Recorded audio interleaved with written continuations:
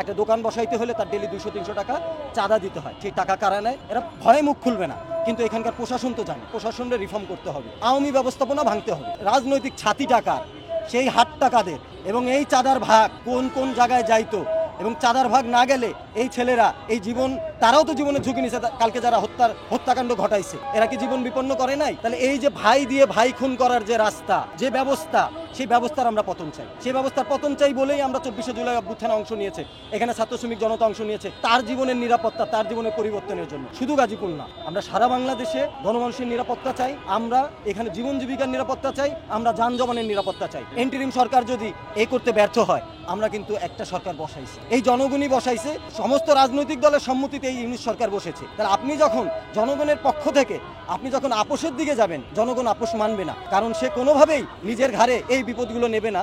আপনাদের মতো সরকার বসিয়ে ট্যাক্স দিয়ে, বেতন দিয়ে আমরা জনগণ আসলে এটা মেনে নেবে না। আমরা অভ্যুত্থানের 3 মাস গাজীপুর ফুটপাতে 1 টাকাও চাঁদা নিতে দিই নাই, এই যে এই চৌরাস্তা থেকে। ওয়ালটন এখন দেশের সীমানা পেরিয়ে পৌঁছে গিয়েছে 50টিরও বেশি দেশে। ওয়ালটন, ঘরে ঘরে, বিশ্বজুড়ে।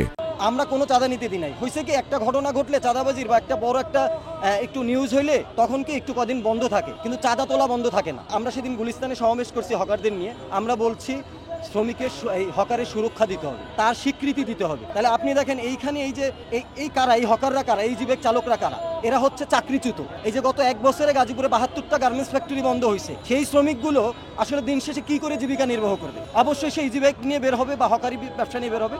তা এই যে চাঁদাবাজি ব্যবস্থার ভিতর থেকে তার বের হইতে হয়। একটা দোকান বসাইতে হলে তার ডেলি 200-300 টাকা চাঁদা দিতে হয়। সেই টাকা কারা নেয়? এরা ভয়ে মুখ খুলবে না, কিন্তু এখানকার প্রশাসন তো জানে। এই যে আমরা এত টাকা দিয়ে প্রশাসন পালতেছি, এত তথ্য প্রযুক্তি আনা, প্রশাসনের পিছনে বড় বড় গাড়ি আনা, বড় বড় টেকনোলজি আনা, তাহলে তারা যদি এই কাজগুলোই না করতে পারে, তাহলে ভাই বহিরাগত শক্তি দ্বারা আমরা যদি আক্রান্ত হই, এই অথর্ব প্রশাসনিক ব্যবস্থা আমাদের সেফটি দিতে পারবে না। তা আমরা আবারও বলছি, এই যে জনগণের নিরাপত্তা নিশ্চিত করতে হবে, প্রশাসনের রিফর্ম করতে হবে, আওয়ামী ব্যবস্থাপনা ভাঙতে হবে। এটা চৌরাস্তা, এইখানকার মতো একটা জায়গায় যদি এই ঘটনা ঘটে, তাহলে আমি বলবো প্রশাসন পুরোপুরি ব্যর্থ। প্রশাসন ব্যর্থ না হলে চৌরাস্তার মতো একটা জনবহুল এলাকায় এরকম ঘটনা ঘটে যাবে চোখের সামনে, প্রশাসনের নাকের ডগায়, সেটা হচ্ছে তার ব্যর্থতার দায় নিতে হবে। আর যদি ব্যর্থতার দায় না নেয়, তাহলে আসলে তার পদত্যাগ ছাড়া আমি আর কোনো উপায় দেখছি না। আমরা তার পদত্যাগের দাবি করব, যদি আমরা সঠিক বিচার এবং তার যে এখানে পুলিশ রিফর্মের যে ব্যবস্থা, সেটা যদি দ্রুত কার্যকর না হয়।